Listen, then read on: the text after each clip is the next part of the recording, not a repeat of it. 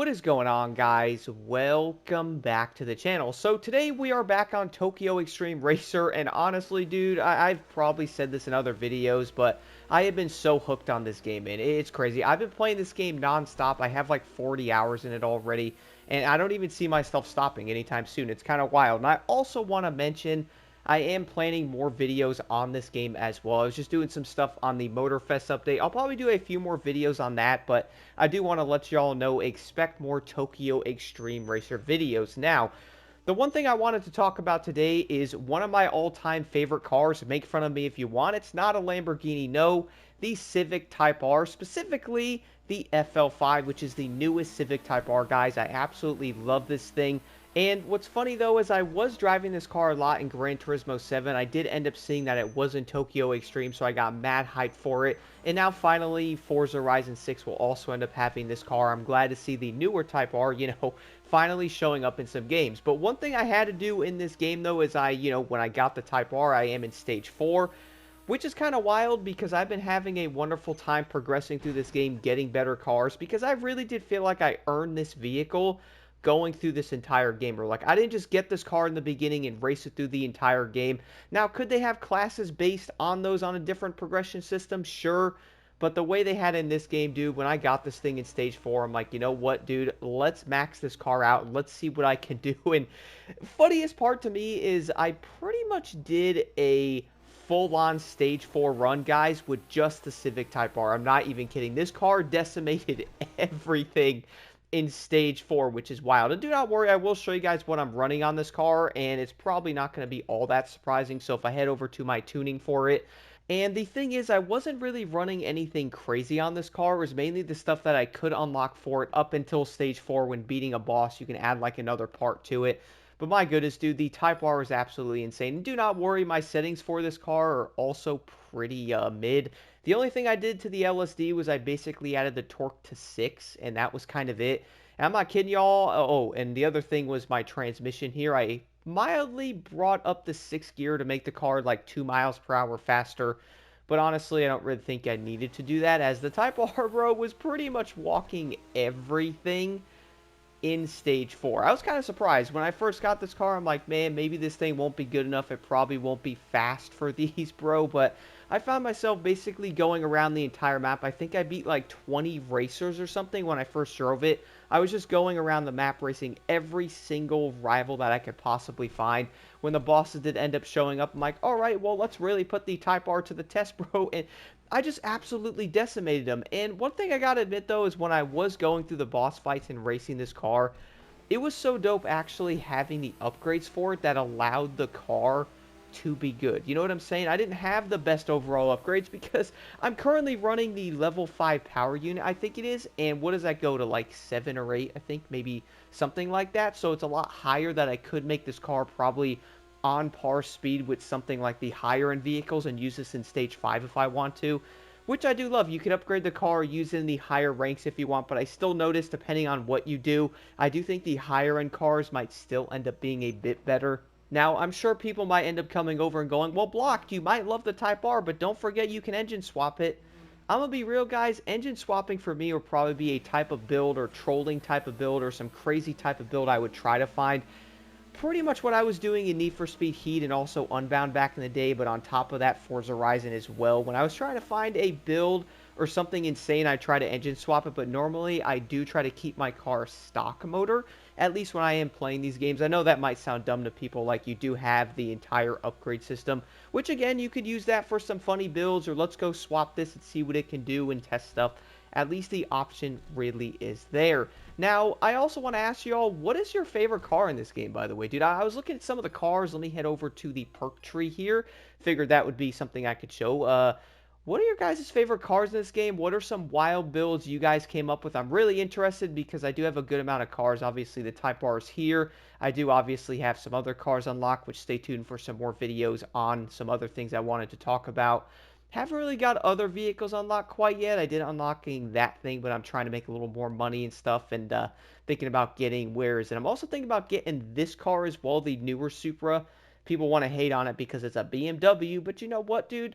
It's a really solid car with a great motor. I think it's the B58 from the BMW in the Supra, which, car people probably know that, but hate on it all you want, but it's a really good motor, bro. So I'm thinking about getting that car, upgrading that, and also using it when I go into New Game Plus. And that was kind of the funny thing I was thinking about a bit, though, is during Stage 3, guys, the end bosses in that stage, I'm going to be real, I was getting kicked, bro. They were insanely quick in basically every area. And the funniest part is, I'm going to be 100% honest, one of the only reasons why I beat one of the bosses was because they ran into a car. I was completely getting destroyed, so I'm like, you know what? When I get into Stage 4, I got to get the Type R. I did see someone saying something about this car being good, but I also do love the Type R, so I kind of immediately bought that over the other option I did end up having. I would say the RCF is probably really good as well, but I probably would end up using that in another playthrough and try that car out. But I wanted to get the Type R and use it, dude, and the way I was kind of just flying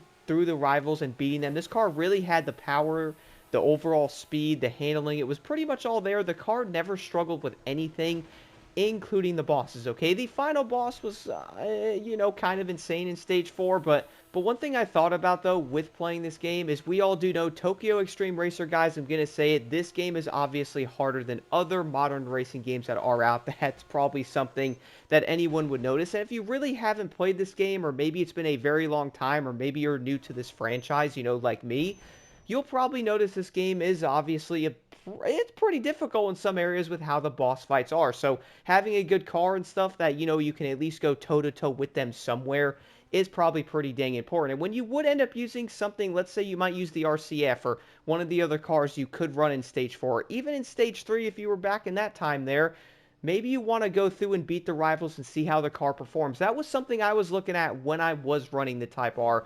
I went in and looked at some of the rivals and went, okay, well, let me go race that one. I then found myself going around the map, beating over 20 rivals, as I did mention earlier. I'm like, okay, well, this car gives me a lot of confidence. I then did end up seeing some bosses pop up and some different ones. I'm like, all right, let's go do it. And it's crazy how that overall snowball effect really happens in this game. Something I've been noticing progressing through the entire game and using different cars. It's so dang dope how you'd end up getting more money. You then get better parts and better upgrades for that car, which you can easily see the progress being shown in your wins in the vehicle you're running, the perks that you unlock. And that was kind of the one thing I was noticing. People said this a bit on forums and stuff on Reddit. I also did end up seeing some comments about it, that if you are having issues with Tokyo Xtreme in the beginning, do buckle up, because the game obviously does not get easier. So you better be ready to fight in the races. You will have bosses that will probably end up completely annihilating you in some areas, and you may actually have to crash them or do other things to really beat them. And honestly, I do love that challenge, but on top of it, one thing I really have to mention here, though, guys, is simply down to the fact that it's been so dang dope getting through Stage 4, using the Type R, going through the game, driving different cars in each stage, not being handed free vehicles. You have to really go out, win them, get better vehicles. Also, you have to beat the bosses if you want better upgrades for your vehicles. So you pretty much really do earn basically everything you get. And as I did mention before, when going through Stage 4, I was flying through it, yes, but I did end up beating the other boss in the other stage. I did end up having better upgrades. With that, I also had higher BP points, so I was able to add perks that would help me, also help me add more money and stuff like that quicker by, doing consecutive wins.